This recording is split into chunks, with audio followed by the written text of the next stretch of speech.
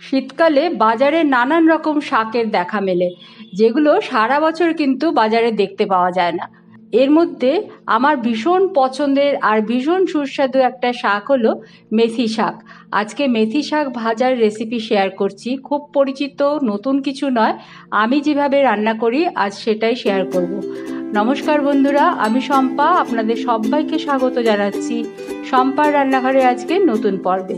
মেথি শাক ভাজার জন্য আমি এখানে নিয়েছি মেথি শাক, পরিষ্কার করে বেছে নিয়েছি, নিয়ে ধুয়ে জল ঝরিয়ে রেখেছি। মেথি শাক আমি এরকম করে বেছে রেখেছি।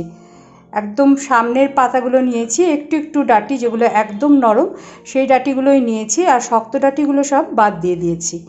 আর এর সাথেই দিচ্ছি বেগুন। বেগুনটা একটা বেগুনেই হয়ে যাবে, এরকম করে ছোট ছোট করে টুকরো করে নিয়েছি। এই একটা গোটা বেগুন দেব, কারণ বেগুন ভাজা হলে একেই ছোট ছোট করে কাটা, তার মধ্যে বেগুন ভাজা হলে একদমই অল্প হয়ে যাবে। সবটা বেগুন কেটে নিচ্ছি, তারপরে এগুলো আগে ভেজে নিতে হবে। সর্ষের তেল গরম করে নিচ্ছি। 2 টেবিল চামচ পরিমাণ সর্ষের তেল দিয়ে দিলাম। তেল গরম হয়ে গেছে, বেগুনগুলো দিয়ে দিলাম।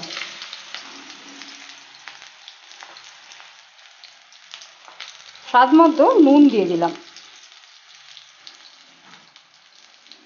অল্প একটু হলুদও দিলাম।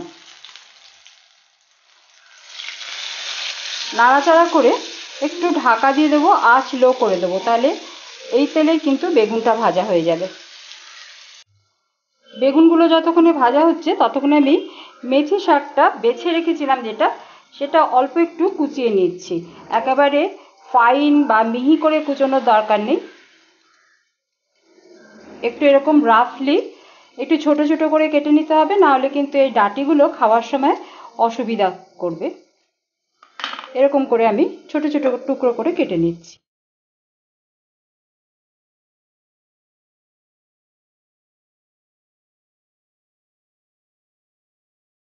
একটু কেটে না নিলে এই যে ডাঁটিগুলো, এগুলো ঠিক মতন ভাজা করার সময় অসুবিধা হবে, আর খাওয়ার সময় তো অবশ্যই অসুবিধা হবে।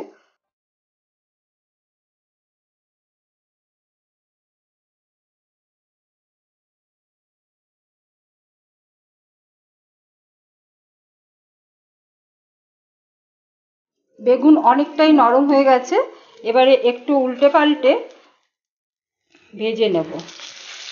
একটা পিঠ ভাজা হয়েই গেছে, এরকমই বেশ সুন্দর সোনালি করে ভেজে নিতে হবে।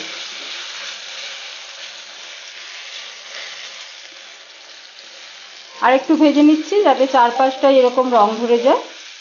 আঁচটা মিডিয়াম করে দিলাম। বেগুন ভাজা হয়ে গেছে, আমি এগুলো তুলে রাখছি।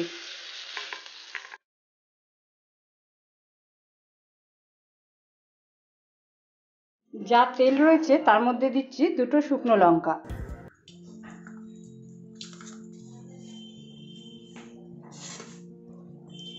শুকনো লঙ্কাগুলো ভাজা হয়ে গেলে এগুলো তুলে রাখলাম।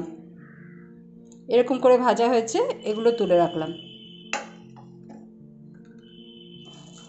এবারে এই তেলের মধ্যে ফোড়ন দিচ্ছি মেথি। মেথি শাকে মেথি ফোড়ন। ফোড়নটা ভাজা হয়ে গেলে কুচিয়ে রাখা মেথি শাকটা দিয়ে দিলাম। সামান্য একটু নুন দেব, আর দিলাম খুব সামান্য একটু হলুদের গুঁড়ো।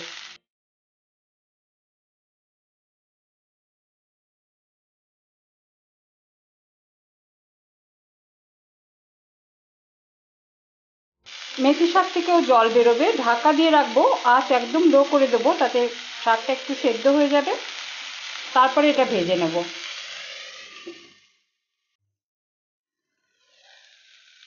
5-7 মিনিট পরে ঢাকাটা খুলে নিচ্ছি, নিয়ে মেথি শাকটা একটু নাড়াচাড়া করে ভেজে নিতে হবে ভালোভাবে। ঠিক এরকম করেই ভেজে নেব।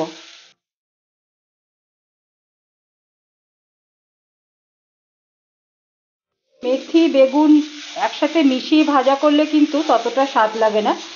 আমি যেভাবে করে দেখাচ্ছি সেটা করে দেখবেন, আশা করি ভালো লাগবে সবার। এটা একটু মচমচে করে ভাজলে ভালো লাগে, তবে তেল তো সবাইকেই একটু মেপে খেতে হবে। যাদের অ্যাবাভ 40 এজ হয়ে গেছে তারা এবং যারা বিলো 40 রয়েছে তাদেরও এখন থেকে সচেতন হতে হবে।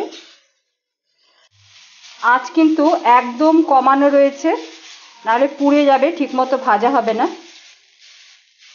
এই অবস্থাতে নামিয়ে দেওয়া যায়, তবে আমাদের বাড়িতে একটু এরকম করে দেখে বলে যে কাঁচা রয়েছে, এই জন্য একটু ভালোভাবে আমি ভাজছি।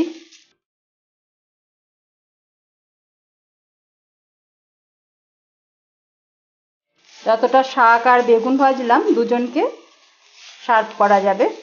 এটা হয়ে গেছে ভাজা। আমি এবারে এটা তুলে নেব, আঁচ বন্ধ করে দিলাম।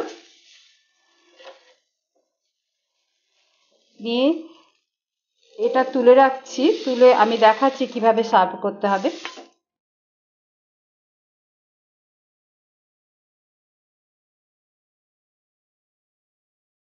এই কড়াইটাই না ধুয়ে একটুখানি এগুলো পরিষ্কার করে নিয়ে এর মধ্যে কিন্তু যে কোনো প্রিপারেশন করলে সুন্দর গন্ধ আসে, ভীষণ ভালো লাগে, টেস্টিও হয়। বিশেষ করে চিকেন রান্না করলে কিন্তু খুব ভালো লাগে। ঠিক এইভাবে রেখেছি আলাদা আলাদা করে। এবারে পরিবেশন করব, সেটাও কিন্তু আমি আলাদা আলাদাভাবেই দেব। এটা এইভাবেই আমি সার্ভ করে থাকি। খাওয়ার সময় মেখে নেবে। আর এর সাথেই দেব একটা শুকনো লঙ্কা ভাজা। আমি পরবর্তী ভিডিওগুলোতে আরও বেশ কিছু শাকের রেসিপি দেখাবো। নতুন বন্ধুরা আমার ভিডিও দেখতে আগ্রহী হলে চ্যানেল সাবস্ক্রাইব করে সঙ্গে থাকবেন। সবাইকে ভালো থাকার শুভেচ্ছা জানিয়ে শেষ করলাম। সঙ্গ দেওয়ার জন্য জানালাম অনেক অনেক ধন্যবাদ।